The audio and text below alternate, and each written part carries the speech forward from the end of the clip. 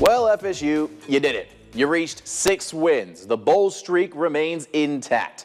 So now the question is, what bowl game are you headed to? Alicia, drum roll, please.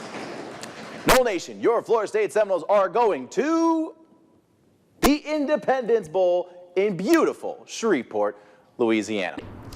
Hey, Mario, I think right now for this game, Florida State is definitely focused on defense, the junkyard defense. They've been playing so well thus far in this tournament. They did a great job shutting down great offenses like Xavier and Gonzaga in the Sweet 16. He said in the past that he's not going to comment on other jobs during the regular season. Again, he was asked today multiple times about Texas A&M, and again he said, I'm not going to talk about other jobs right now. Like Ryan said, man, they have nothing to lose. Just play loose. Right. Play FSU. Play like that junkyard D they were talking about, but also when you get the ball, go, run. You have the athletes to compete with anybody. Run people out of the gym, and I think your chances are pretty good. You know, even after the loss, Martin, he's just happy. I mean, he said it himself yesterday.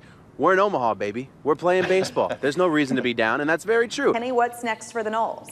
Well, guys, we heard reports right from the get-go that Oregon head coach Willie Taggart would be the Noles' #1 target. Well, a source tells me that Taggart is expected to meet with Florida State officials today to discuss their head coaching vacancy. My hope is that I don't kind of fall like you did in the beginning. That was the combine. Might have to do a restart on that one. My hope is to just get it right on the first try.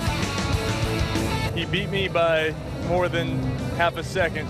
Still got it, I think. I'm a little out of breath, though, so maybe I don't. Now the question is, what's going to happen with the underclassmen that got drafted? We saw Dylan Busby and Taylor Walls taken the second round. I didn't get a chance to talk with them. However, I did catch up with Lincoln alum Tyler Holton. He was drafted by the Miami Marlins. He said he has yet to make a decision on whether or not he will go pro. So the FSU baseball team has looked sloppy, to say the least. The Noles have had more errors this past weekend than one of my math tests in college. Now, I was a communications major, so I'll let you do the math on that one. Here with first-year head coach Alan Rodemaker. Coach, your first title for Valdosta since 1998, the 24th in school history. What does this mean to you?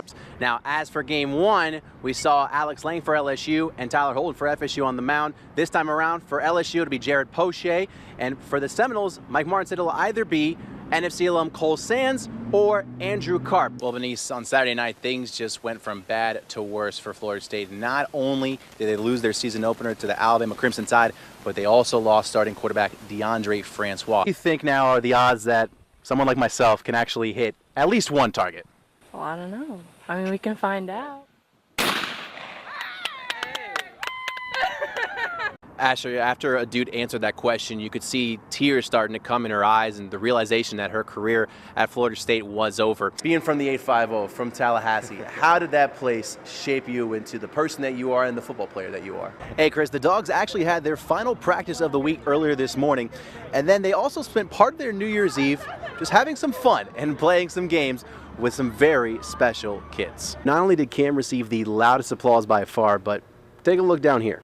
No, this is not how I normally dress, but I was not the only one who was decked out like this. You looked at the Amway Center for that game, there were Noles fans all over the place. I mean, you saw the tomahawk chop going on, you heard the war chant, and when I spoke to players, you know, they said it kind of almost felt like a home game.